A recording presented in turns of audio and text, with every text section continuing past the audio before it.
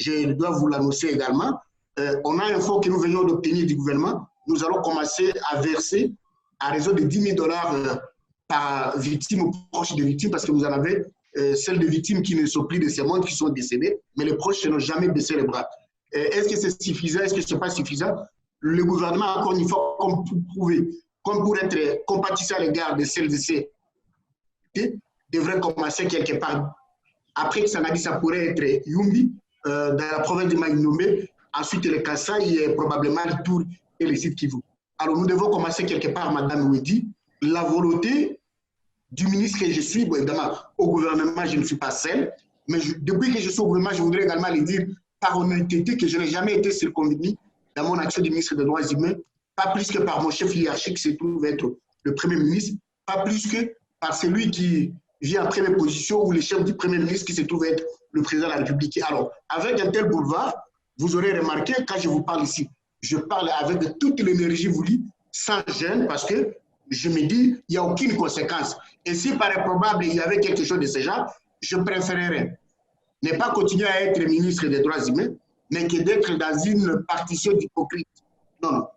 Je suis ministre des Droits humains, je dis les choses telles qu'elles sont, je fais l'effort pour ceux qui suivent par l'ordre d'actualité CV qui couvre par moment certaines de nos activités, c'est l'aide des médias indépendants que nous ayons au pays.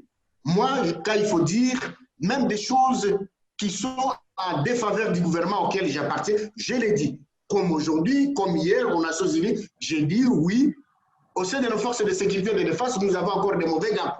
Nous avons encore des gens, quand on les envoie exécuter juste un mandat de comparution ou un mandat d'amener, on amène et les soldats et les militaires comme s'il y avait une guerre dans les environs de là où l'on doit exécuter le massacre. Il y a aussi un problème de mentalité. C'est comme ça que nous pensons qu'il y a un vaste chantier. Nous, ce gouvernement ici, nous n'allons pas le terminer, mais déjà, si nous en parlons ici, nous commençons à savoir ce qui est bon pour nous.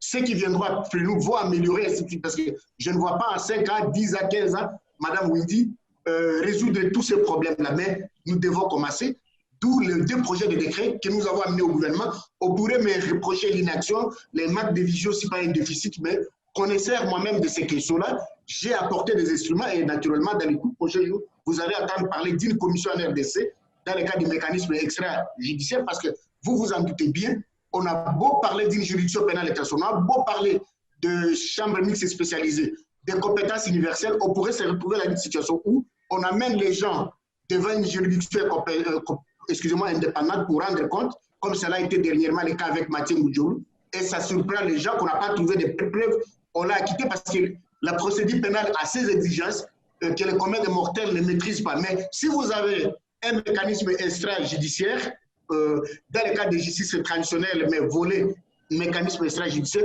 vous pourriez, madame, aller à Kisangani, même quand les Ougandais qui ont tué ne sont plus identifiés, ou on ne peut pas les retrouver, les victimes peuvent non seulement parler de ce qui se serait passé, comme l'a dit Niki et Bele, à partir du moment où ils auront parlé, on leur aura donné une telle tribune, ça peut amener, les amener à faire les deuils. Ensuite, les réparations peuvent prendre plusieurs formes, morales, matérielles, financières, psychosociales.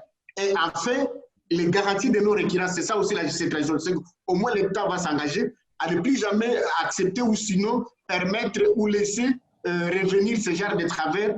Et par le fait, nous aurons ainsi pacifié notre société. Il n'y a que de cette façon. Et de cette façon seulement que nous pourrions parvenir aux résultats escomptés, ne serait-ce qu'en termes d'un débit qui doit naturellement démarrer.